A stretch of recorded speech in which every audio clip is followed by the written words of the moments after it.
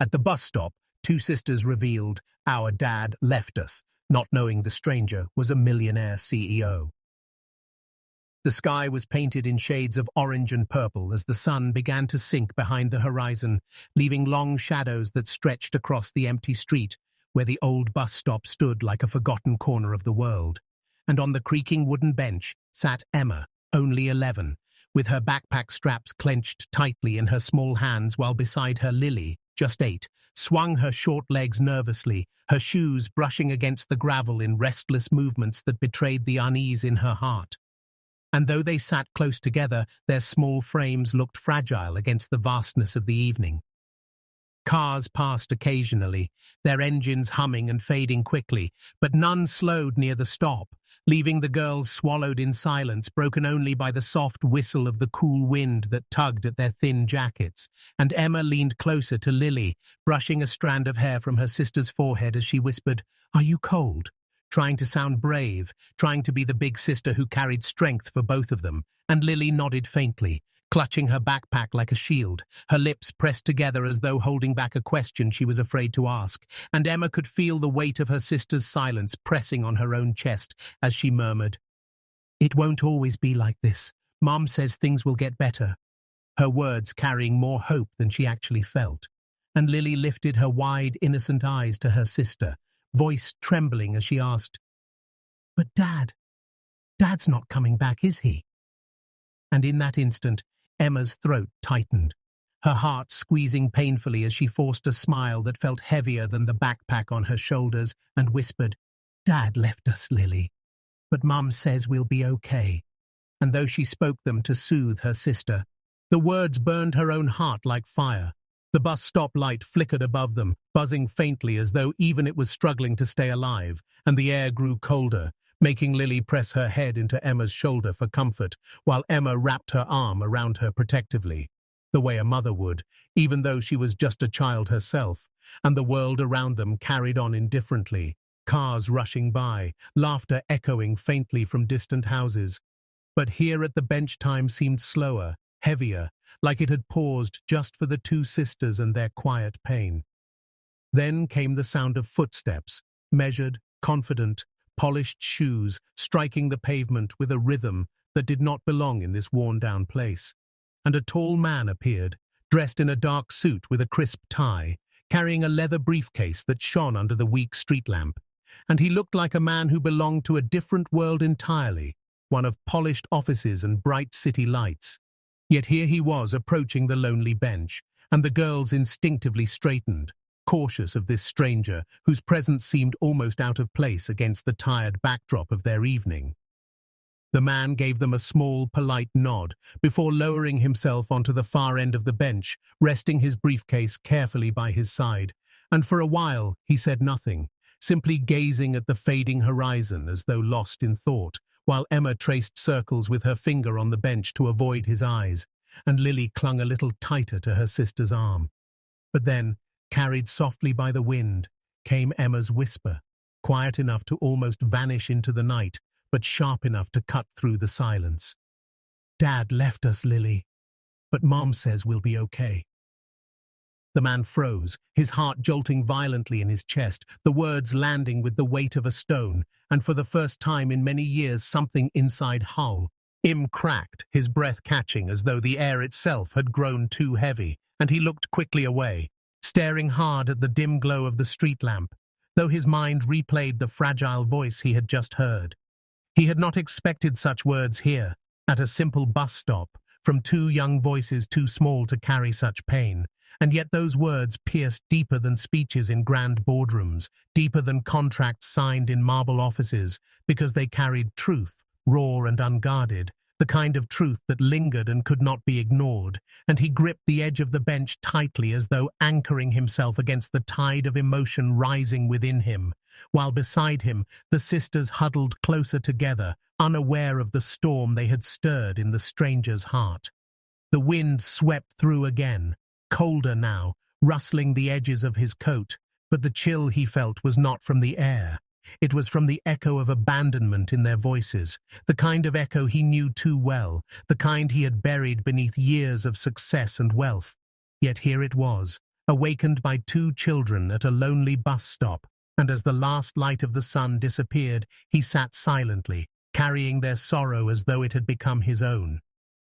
The man sitting at the far end of the bench was Richard Hale, 45 years old, a name whispered in boardrooms with both respect and fear, a man whose signature could make or break fortunes overnight. Yet here in the quiet of the bus stop, his expensive suit and polished shoes meant nothing against the raw weight of two children's whispered sorrow. And as the silence stretched, he felt something inside him stir, something that board meetings and press headlines had never awakened. For Richard was known as a cold, calculating CEO, a man who dealt in numbers and contracts, not emotions. But tonight, the fortress he had built around himself trembled under the weight of words he had not even been meant to hear. His life had always appeared enviable to the outside world. LD. Towering office windows overlooking the city skyline, dinners in restaurants where the waiters memorized his name, an estate filled with art and luxury cars. Yet within those walls, silence followed him like a shadow, an emptiness he tried to bury beneath endless work and fleeting company. He had told himself for years that family was unnecessary, that success was all he needed, but the truth was written in the tired ache he carried each night when he returned to his empty home. Truth he never admitted even to himself. And now, sitting on this weathered bench, he found that truth breaking through in ways he could not ignore. His gaze drifted cautiously toward the sisters again, and it was not their words this time, but the details of their presence that gripped him.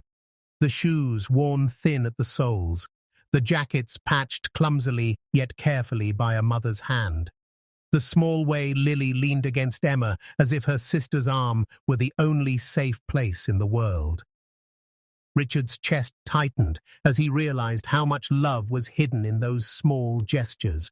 Love that cost nothing yet meant everything. Love he had never allowed himself to give or receive. For years he had believed that loneliness was simply the price of ambition, that sacrifice was necessary for greatness. But watching the sisters, he wondered if he had misunderstood the meaning of success entirely, and for the first time in a long time, he felt an ache that money could not quiet, an ache that no promotion or applause could ease.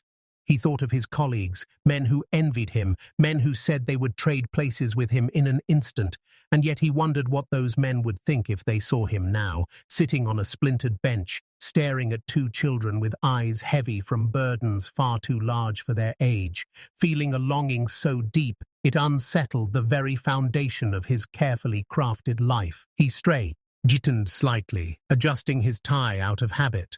But even the smooth silk against his throat felt like a chain, a reminder of a world where emotions were weaknesses and vulnerability was forbidden. And still the words he had overheard clung to him with the strength of truth, refusing to let go.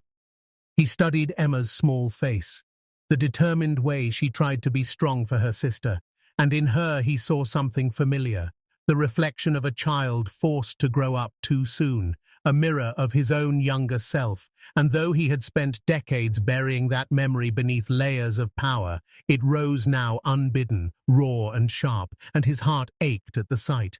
He lowered his gaze to his hands, hands that had signed deals worth millions, hands that commanded entire industries, and yet tonight they trembled faintly with a helplessness he could not disguise. For in this moment all his accomplishments seemed to shrink beside the simplicity of two children clinging to one another for comfort. The rumble of another car passed by, headlights sweeping across the road before fading into the distance. And in that fleeting light, Richard saw clearly the contrast between the world he belonged to and the world these sisters lived in, and the gap between them felt immeasurable. Yet his heart told him he was already stepping across it without even moving from the bench. The ache inside him deepened, heavy and unfamiliar, as though all the emptiness of his past years had been waiting for this night, for this encounter, for these fragile voices to remind him that even the most powerful man could not escape the hunger for connection. And as he sat there quietly, his polished image intact on the outside, within him the disguise of wealth and authority began to crumble, leaving behind not the CEO the world admired or feared, but simply Richard Hale, a man aching for something real, something pure, something that money had never been able to buy. Richard sat in silence for a long moment, his mind a storm of thoughts, but the quiet presence of the two sisters pulled him gently back to the present, until finally he cleared his throat, his voice calm but laced with a softness he rarely allowed himself, and he asked, "Do you both come here every day?" His words carried no authority, no command, just a genuine curiosity that surprised even him, and Emma turned her head slowly, studying the man beside her with cautious eyes, as though she was weighing whether or not to trust him. After a moment, she gave a hesitant nod, her small hands still clutching the straps of her backpack, and she said quietly, "Sometimes, when Mum's working late. We wait here for her so she doesn't have to walk home alone in the dark." Her voice carried a mix of pride and weariness, the tone of a child trying to be older than her years, and Richard felt the weight of her explanation settle heavy on his chest. She shifted slightly, her gaze lowering to the ground, and added, "Dad left months ago. He just walked out. Mom's been working double shifts since then. She's always tired, but she tells us she'll be okay."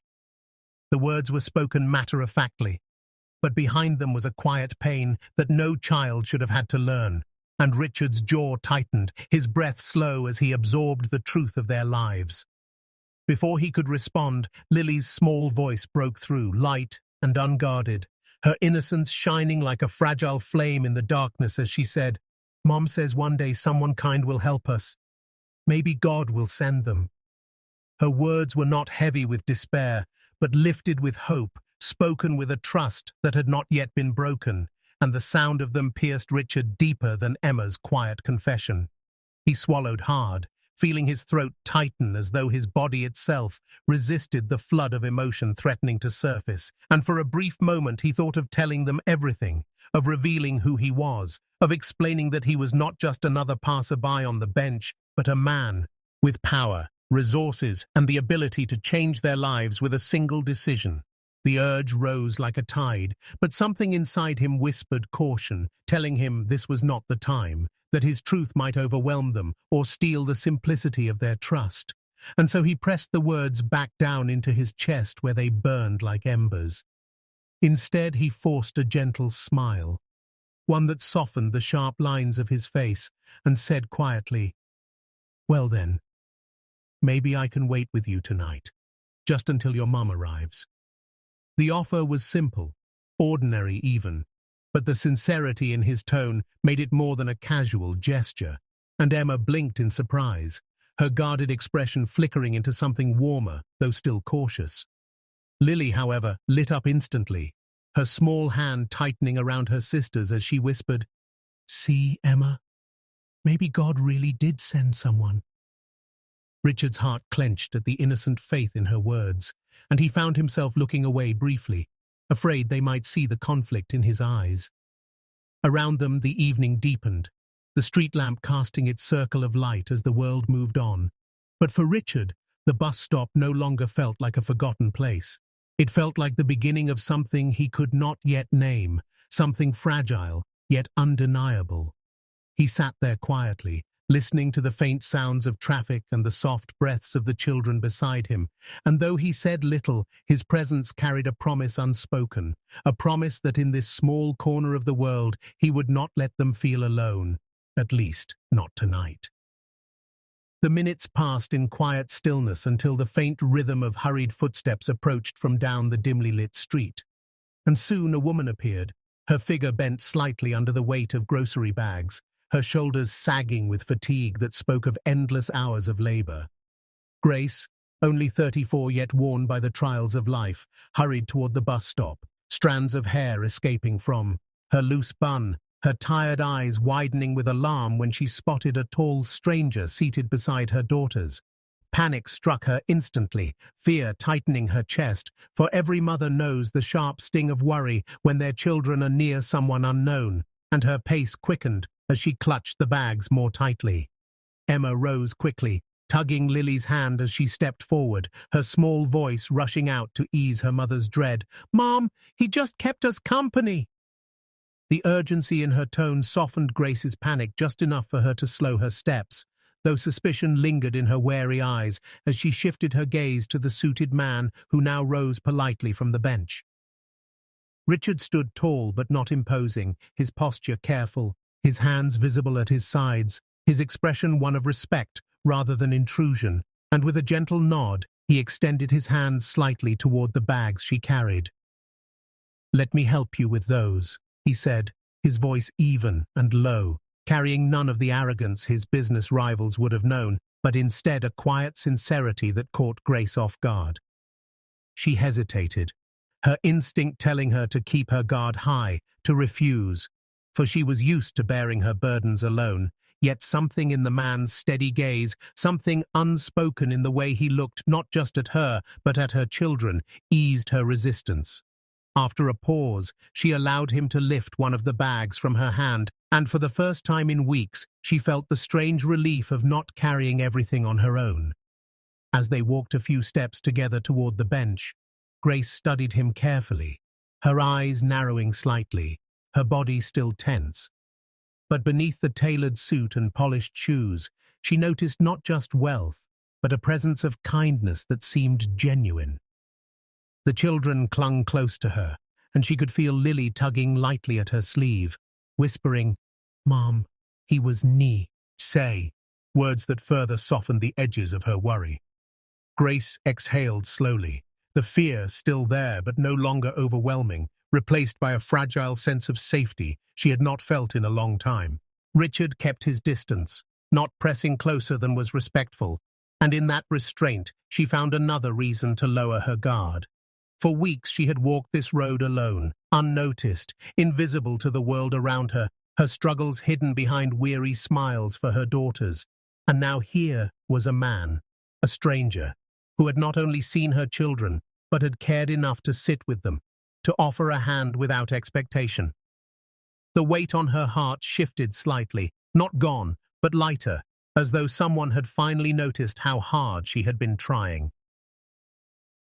The days that followed carried a quiet shift, subtle yet undeniable, for Richard began appearing at the bus stop not as a coincidence, but as a choice, each evening marked by his steady presence, and the sisters no longer startled at the sight of him, but greeted him with shy smiles that grew warmer with each passing day.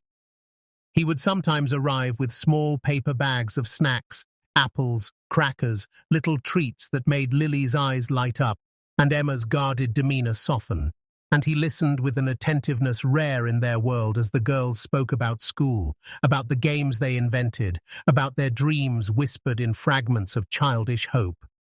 Grace noticed too, for though her steps remained heavy from long shifts, the sight of her children laughing again in the presence of this stranger began to chip away at the walls of caution she had built, and when he offered to help with small tasks, she found herself, to her own surprise, accepting. One late afternoon he followed them home, not intrusively, but carrying a stubborn grocery bag that Grace had struggled with. And upon entering the modest apartment, his sharp eyes caught the sagging hinge of the front door. Without hesitation, he rolled up the sleeves of his expensive shirt and set to work, tightening screws and realigning the frame with hands more accustomed to signing contracts than handling tools. And when he was done, the door closed properly for the first time in months, leaving Grace standing speechless in the kitchen doorway. The children clapped in delight, Lily chirping that "Mr. Richard can fix anything," and the sound of it stirred something in him that felt startlingly close to belonging. Days bled into evenings, and what had started as chance grew into routine, until one quiet night as they all sat in the glow of a single lamp, Grace finally let the question slip that had been building in her chest. "Why do you do all this for us?" Her voice was steady but laced with genuine curiosity, and her eyes searched his face with a mixture of gratitude and suspicion. Richard drew in a deep breath, the weight of the moment pressing down on him as silence filled the small room. And at last he spoke, his voice lower than usual, stripped of all the armor he wore in the outside world. "Because," he began slowly, "I know what it feels like to be abandoned." The words hung heavy in the air, drawing the sisters closer, making Grace lean forward unconsciously. His gaze drifted away as he continued. My father left me too. I built my life from that pain. Every step, every achievement, every dollar I earned was meant to bury the emptiness he left behind. But the truth is, no amount of money, no amount of power has ever filled that void. His confession struck like a quiet thunderclap, raw and unpolished, revealing not the image of a flawless man of success, but a wounded soul carrying scars invisible to the world. Emma's wide eyes blinked as though she was seeing him anew, Lily's little hand clutching her sister's tightly, and Grace sat frozen, her breath caught in her chest as the realization dawned.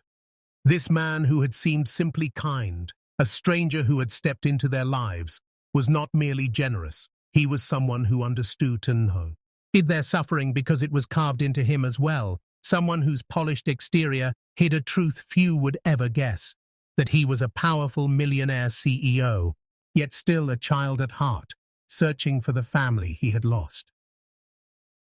The weeks that followed unfolded like the slow turning of a page in a story none of them had expected to be written, for what began as quiet encounters at a bus stop grew into something steady, something rooted, and Richard, once only a visitor in their evenings, became a constant presence in their days.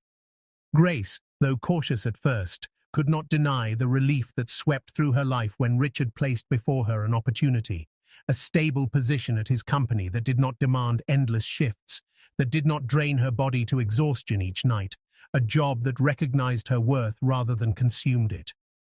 With the security of work that allowed her to breathe again, she found herself walking home with energy enough to smile, to sit with her daughters without her body collapsing into weariness. And Richard, who had always measured value in profits and ledgers, discovered a new kind of investment as he personally enrolled Emma and Lily in a good school, the kind that promised futures filled with possibility rather than limitation, ensuring that the weight they had carried as children would be replaced with opportunities to dream freely. The girls thrived in the warmth of this new rhythm, Emma's seriousness slowly softening as she allowed herself to laugh more often, and Lily's innocent joy blooming brighter now that her days were no longer shadowed by constant worry. But more than the job, more than the school, it was Richard's presence that transformed the quiet corners of their lives, for he did not remain a distant benefactor, but chose instead to walk beside them, literally, in the evenings when he joined their small family on the path home, carrying Lily's bag on one shoulder while Emma walked close to his side. One evening, as the dusk painted the sky in soft colors, Emma tilted her face up toward him, her voice quiet but steady as she whispered, "You know, you feel like the dad we lost." The words stopped him mid-step, striking deeper than any accolade or title ever had, and his eyes stung with tears he did not try to hide. In that moment, the polished armor of CEO, the cold reputation he had worn for decades, all of it fell away, leaving simply a man whose heart had found a place it had long been searching for. Grace, walking just behind them, saw the expression on his face, and for the first time in many years felt the fragile spark of hope for a future that might hold more than survival, a future where love was possible again. Richard reached out, resting a gentle hand on Emma's shoulder, his voice hushed with emotion as he said, "Thank you. That means more than you'll ever know." The street lamps flickered on as they continued down the familiar road, their steps unhurried, the silence between them filled not with emptiness, but with belonging. And so, from a chance encounter at a lonely bus stop, something extraordinary had taken root, something that wealth alone could never have purchased, for in that simple place 4 broken hearts had found one another, and together they began to heal, not as strangers bound by circumstance, but as a family bound by love.